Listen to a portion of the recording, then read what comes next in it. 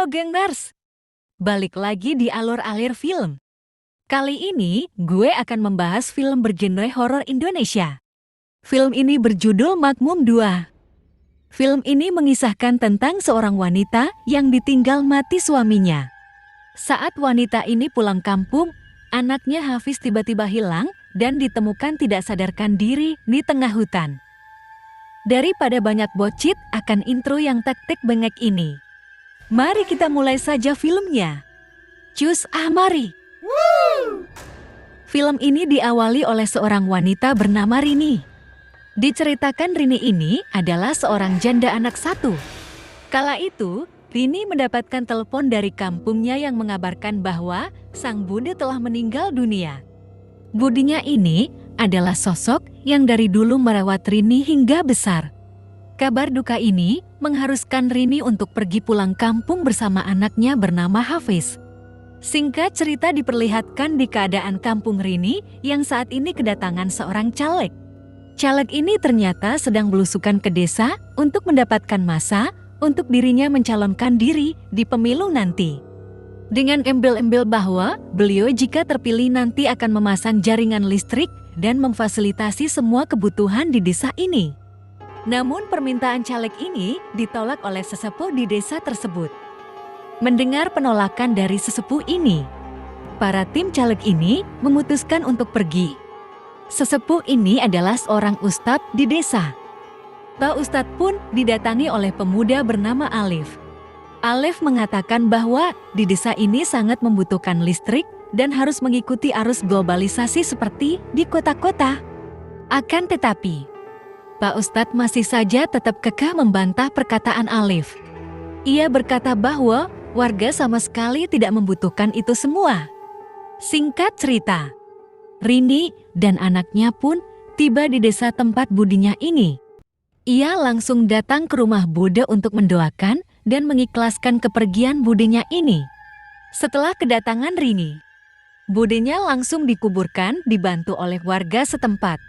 Selama di perjalanan, terdengar beberapa warga yang lagi ngegosip tentang kematian budinya. Mereka membicarakan soal kematian budinya Rini yang tidak wajar. Karena sebelum ia meninggal, diketahui bahwa budenya ini pergi ke hutan terlarang. Singkat cerita, setelah dari pemakaman, Rini beserta anaknya dan Alif berjalan pulang. Namun mereka terhenti karena Rini melihat masjid yang sedang dibangun. Saat Rini dan Alif asik melihat pemandangan masjid. Namun berbeda dengan anaknya yang malah pergi ke arah pohon besar di dalam hutan terlarang. Rini yang melihat putranya pergi ke arah hutan, langsung berlari dan menceramahi putranya bahwa ia tidak boleh masuk ke dalam hutan terlarang karena di sana sangat berbahaya. Singkat cerita, malam hari pun tiba. Rini yang kini tinggal di rumah budinya ini sedang melaksanakan sholat. Namun di tengah sholatnya ini, Rini merasakan ada suatu keanehan. Rini merasa ada sesuatu yang sedang berada di dekatnya, membuat Rini menjadi tidak fokus kepada sholatnya ini. Dan benar bahwa ternyata ada sosok mengerikan di belakang Rini yang sedang mengganggu sholatnya. Setelah Rini selesai dengan sholatnya, ia langsung menoleh ke arah belakang. Namun sosok itu sudah hilang dari sana. Namun Rini malah mendengar suara berbisik yang seakan-akan memanggil nama Rini. Rini pun langsung mencari sumber suara tersebut. Dan tiba-tiba, mukena yang tadi ia gunakan bergerak melayang-layang sendiri. Setelah itu, Rini dikejutkan oleh sosok mengerikan yang menampakkan diri persis di hadapan muka Rini. Rini pun berteriak sambil pergi ke arah kamar anaknya. Ia ingin memastikan bahwa anaknya ini sedang baik-baik saja. Scene berpindah saat Hafiz bercerita kepada ibunya bahwa ia diganggu oleh sesosok hantu mengerikan tadi malam. Dan tadi siang ada seorang anak yang sedang bermain-main di dalam hutan larangan. Singkat cerita, ketika di malam hari sedang ada tahlilan, Hafiz kembali diperlihatkan sesosok hantu anak kecil yang seolah-olah memanggil dirinya. Hafiz pun mendekati anak tersebut dan mengikutinya masuk ke hutan terlarang.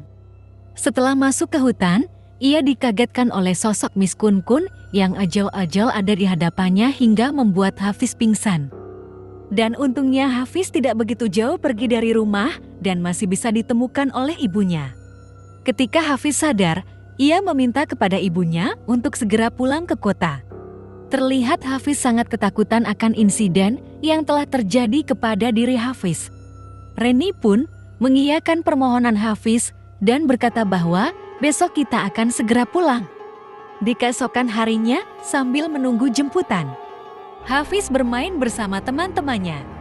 Namun Hafiz kembali bertemu dengan sesosok anak kecil kemarin. Hafiz seperti terhipnotis dan mengikuti anak tersebut kembali ke hutan terlarang. Jemputan pun datang. Namun Hafiz tidak kunjung pulang. Reni pun mencari Hafiz ke setiap pelosok desa. Tidak kunjung bertemu. Rini kini yakin bahwa Hafiz memasuki hutan terlarang. Ia pun berlari menuju ke hutan terlarang tersebut. Sesampainya di tengah hutan, akhirnya Rini bertemu dengan Hafiz dan teman-temannya yang tadi sedang bermain telah terkapar pingsan di atas pohon besar. Ketika ketiga anak ini dibawa ke rumah, mereka pun terlihat kesurupan jurik-jurik hutan yang mengikuti mereka. Scene berpindah di rumah Bude Rini. Rini kembali diganggu oleh sosok mengerikan di tengah sholatnya. Kini sosok itu dengan cepat membawa Hafiz. Rini yang panik mendengar suara Hafiz yang ternyata sudah ada di dalam sumur. Namun dengan sangat membagongkan. Ternyata itu hanya halusinasi Rini saja. Reni pun kembali ke kamarnya dan segera tidur. Rini yang timbra molor. Diperlihatkan bahwa kini ia sedang bermimpi mengerikan. Di dalam mimpinya ini, ia berada di tengah hutan terlarang. Ia melihat anaknya berada di atas sebuah pohon besar. Lalu tiba-tiba Hafiz melompat dari atas pohon yang tinggi tersebut. Seketika Rini pun terbangun dan langsung pergi ke kamar Hafiz. Ia langsung melihat kaki Hafiz yang lebam. Rini berpikir mungkin ini ada sangkut pautnya dengan mimpi Rini tadi. Singkat cerita, Rini yang tidak tahan dengan kejadian aneh ini. Ia pun mendatangi rumah Alif untuk bertemu kakeknya Alif. Karena si kakek ini dulunya adalah pendiri dari desa tersebut. Si kakek menceritakan asal-usul dari desa ini dan hutan larangan. Bahwa ia selalu memperingatkan penduduk desa agar tidak memasuki hutan tersebut. Karena di sana ada sebuah perkampungan gaib yang tidak bisa dilihat oleh sembarang orang. Yang memasuki hutan tersebut harus menanggung akibatnya. Scene berpindah ketika Rini pulang dari rumah Alif. Ia bertemu seorang pegawai bangunan masjid yang sedang terkena musibah kecelakaan kerja. Dirasa ada yang janggal.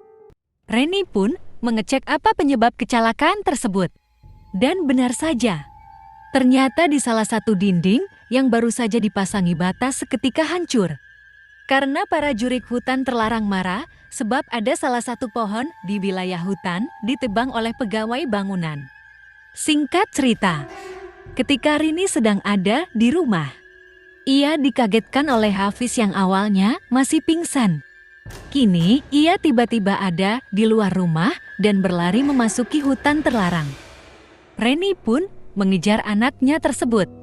Di perjalanannya Rini kembali bertemu dengan Miss Kun-kun yang membawa anaknya Hafiz. Dan betapa membagongkannya lagi. Ternyata itu cuma halusinasi Rini saja. Karena kenyataannya Hafiz masih tertidur di rumah dengan posisi yang sama. Lalu di keesokan harinya, Rini melihat ada seorang pegawai bangunan yang akan menebang pohon lagi. Sontak membuat Rini marah dan mencoba menghentikan penebangan tersebut. Kemarahan Rini ini disebabkan oleh sosok penunggu pohon tersebut yang merasuki tubuh Rini. Rini yang tengah dirasuki hanya mengatakan mati. Namun setelah pohon berhasil ditebang, Rini pun tersadar kembali ketika mendengar suara Hafiz yang memanggil-manggil namanya.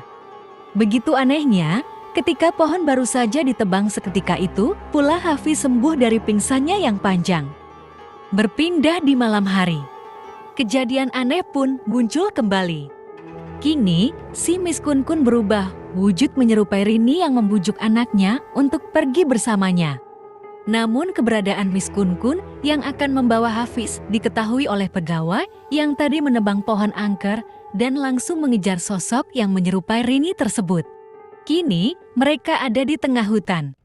Si pegawai yang tidak mengetahui bahwa si Rini ini adalah Miss Kun lalu bernafsu untuk menggoda sosok ini.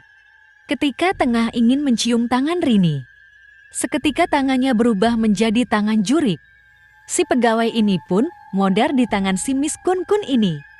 Di rumah budinya Rini yang kini sedang mengadakan tahlilan. Rini yang asli mendengar suara Hafiz yang memanggil-manggil namanya dari kejauhan. Rini pun mulai panik karena Rini tidak mengetahui sebenarnya apa yang sedang terjadi kepada anaknya. Namun Rini di tengah kepanikannya kini malah kerasukan sosok gaib. Rini yang kini kerasukan pun mulai memberontak dan mencelakai warga yang ada di rumahnya. Lalu ia berlari ke arah hutan terlarang dan diikuti oleh warga yang mengikuti Rini kabur. Diperlihatkan di situasi yang sedang riweh ini, datang kakek Alif yang menyadari keadaan di desanya sudah sangat parah. Lalu, si kakek membawa bibit pohon untuk menggantikan pohon yang baru saja ditebang tadi siang. Berpindah di kondisi Rini yang sudah sepenuhnya dirasuki sosok gaib. Kini ia bersama di tengah hutan bersama penduduk desa. Sosok itu kini menyerang anak-anak dengan ganasnya. Ia pun bahkan menyerang warga desa yang ada di dekatnya. Pak Ustadz pun menyuruh warga untuk bersama-sama mendoakan sosok tersebut agar segera pergi meninggalkan tubuh Rini. Namun doa para warga ini pun digagalkan oleh Rini yang membabi buta menyerang para warga dengan pohon-pohon yang dilemparkan ke arah mereka. Alif yang melihat kakeknya membawa bibit pohon.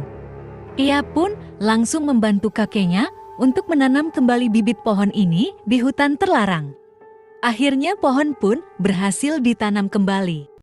Dibarengi oleh Pak Ustadz yang memimpin warga untuk kembali mendoakan sosok tersebut. Lalu sosok itu pun keluar dari tubuh Rini. Dan diperlihatkan kini sosok itu mewujudkan dirinya kepada warga. Pak Ustadz dan warga yang tidak henti-hentinya berdoa kini berhasil membinasakan sosok gaib tersebut. Dan film pun enggesan. Di film ini, kita bisa menyimpulkan bahwasanya kita hidup di bumi ini saling berdampingan dengan makhluk gaib. Kita harus saling menghormati dan saling menjaga. Jika kalian suka film ini, jangan lupa di-subscribe dan like ya.